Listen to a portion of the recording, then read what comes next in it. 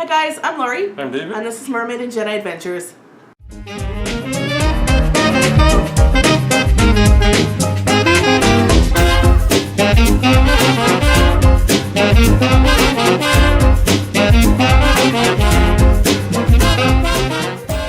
Today on Mermaid and Jedi Adventures we're going to be discussing, I don't know if these are some tips or some tricks or basically some time-saving Basically, how to plan your day when the park is busy. Yeah, how to plan your time when it's really busy, and some things that might save you a little bit of time.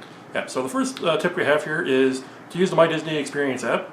The app has a bunch of wait times for every park available. So what you do is you kind of look at it and go figure out what's busy, what's not busy, and try to plan your day around that. A lot of times the ranger spin is only 5-10 minutes, so you kind of hit that, and then it's if you look at the app, it only starts creeping up as more people kind of realize it's a short ride. Another thing that we definitely recommend doing is to get there before rope drop. Not when the park opens, but half an hour before.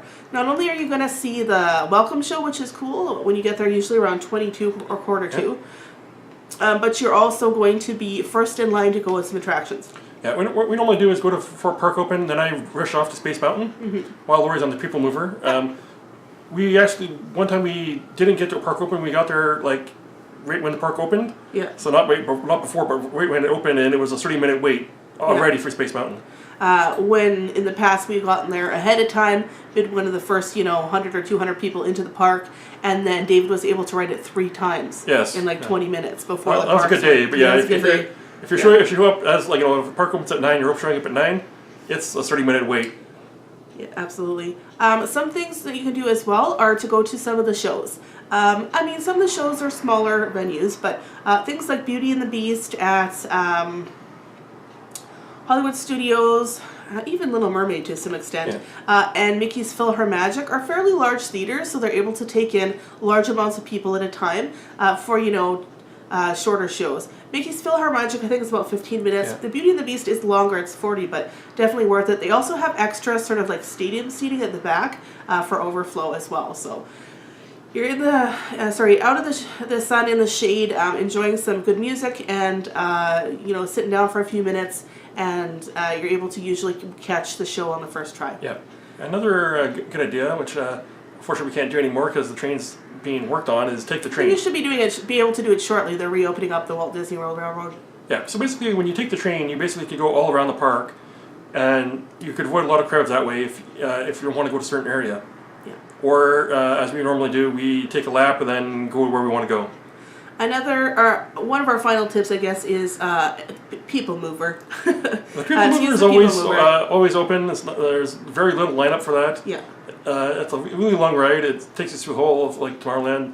We've had several videos saying how awesome People Mover is. Yeah. So you can how we stand by the People Mover. So I think that also this is applicable not just to the People Mover, but anything that is a continuously moving tram ride. So if you're at Epcot, Spaceship Earth, or that Finding Nemo.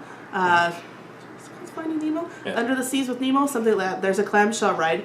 At Disney World, the People Mover, as well as the Little Mermaid ride, as well as Haunted Mansion. Yeah. They're all continuously moving tram rides to take large volumes of people in for the beginning part and then sort of slowly load people on. I just find those lines seem to go slower, and it's never as long as Seven Dwarfs Mine Train or Space Mountain or something. And that kind of our final tip we're going to give to people is... Honorable mention. Yeah, if you're wanting to go on those big rides, use your fast passes for them. Absolutely. Big Thunder Mountain can be 45 minutes. It's not as bad as, Seven Dwarfs Mine Train, but it does get up there at points.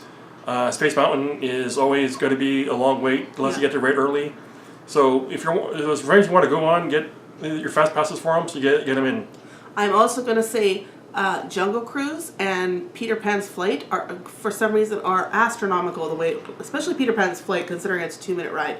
Those can go up to 2 hours. Yeah, well, Jungle Cruise is kind of like one of the rides at Disney, so it's kind of something everybody has to do. So the Frozen ride at Epcot too. Oh, yeah, that's another long one too. Yeah, so book fast passes for those so you can get into them, so you don't have to wait as long because sometimes even with a fast pass, you're waiting 30 minutes for those rides. Yeah. So I would say, write on a list, figure out what everybody wants to do, make sure everybody in your party gets to pick one thing, that day that they want to do, and make sure you do those things. Take a look at the history of the wait times and just see, if you want to go to, if you're at Magic Kingdom and you want to go on, you know, like the Magic Carpet rides, Space Mountain, the Little Mermaid ride, Buzz Let Your Ranger Spin, and you know, something else. The wait times for Space Ranger Spin aren't usually too bad. Haunted Mansion, same thing. So just sort of maybe look at what has the longest wait times and use your fast passes for those. Yeah. Another thing to remember is not at Magic Kingdom or Animal Kingdom, I believe, but it's Epcot and Hollywood Studios have those tiered fast passes, so you can only pick one of the big attractions and then like the smaller attractions. So just keep that in mind as well.